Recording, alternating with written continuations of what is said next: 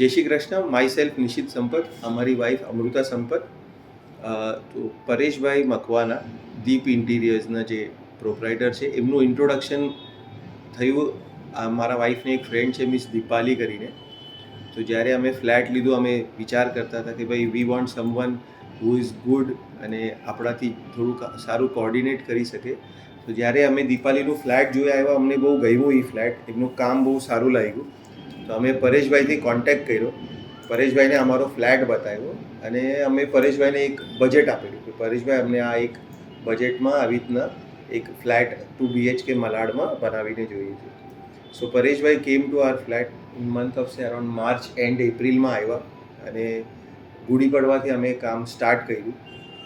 તો જે પરેશભાઈનું ડિઝાઇનિંગ હતું, ક્રિએટિવિટી હતી, અમને પસંદ આવી. એમનું કલર કોમ્બિનેશન, એમની યુનિકનેસ અમુક જગામાં છે. જેવી રીતના અમારું મંદિર જે અમને જોઈતું હતું તો એમાં જે એમને ડિઝાઇન આપી, હોલનું યુનિટ, કેબિનેટ એ બધામાં, અને મારી વાઈફને જે હિસાબે કિચન જોતું હતું.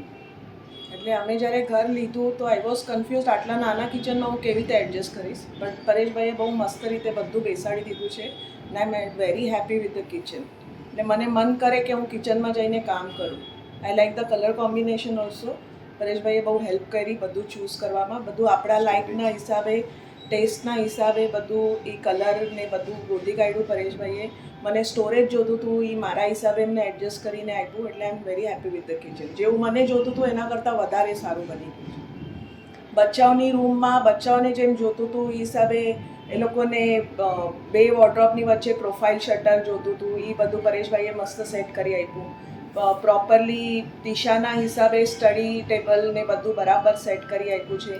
જે રીતે એ લોકોને વોલપેપર જોતો હતો, જે કલરનો જોતો હતો, બધું અમારી સાથે આવીને બધું ચૂઝ કરીને પરેશભાઈએ બધું અમને જેવું મન ગમતું હતું એ બધું પરેશભાઈએ કરી આપ્યું છે.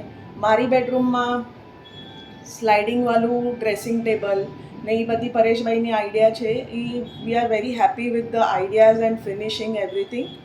મારી રૂમમાં મને કસ્ટમાઇઝ વોલપેપર જોતો હતો, એ એમને કરી આપ્યું. એટલે બધું યુનિક બનાવ્યું છે. જે અમને જોતું હતું એ બધું કરી આપ્યું છે. એના કરતાં વધારે સારું જ થયું છે. અને એની સાથે સાથે એમને થોડું વાસ્તુ નોલેજ પણ છે. તો જે વાસ્તુમાં પણ બિલીવ કરતો હોય, સો તમે જ્યારે ઘર લો ને એમના થ્રુ બનાવશો તો that will also give very advantage of Pareshbhai is that additional advantage તમે કહી શકો. તમને એક્સ્ટ્રા કદાચિત વાસ્તુ કન્સલ્ટન્ટ લેવો નહીં પડશે અગર પરેશભાઈ તમને આઈડિયા આપશે તો. એટલે અમને ટાઈમનો લિમિટ હતો, અમારે 4-4.5 મહિનામાં પતાવું જ હતું.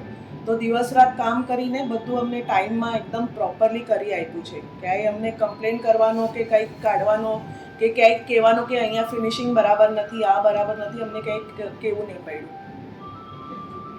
અને આજે 4.5 મહિના થઈ ગયા, અમારું કામ ફિનિશ થઈ ગયું, અમે રહેવા આવી ગયા. હવે અમે પરેશભાઈ સાથે અમે પ્રોફેશનલ નથી બટ એઝ અ ફ્રેન્ડ છે. તો અમે ક્યારે પણ કાંઈ હોય તો અમે પરેશભાઈને આરામથી કહી શકીએ છીએ કે પરેશભાઈ આમ નહીં આમ છે, આમ નહીં આમ છે. તો it is now he is like extended family to us now. જય શ્રી કૃષ્ણ.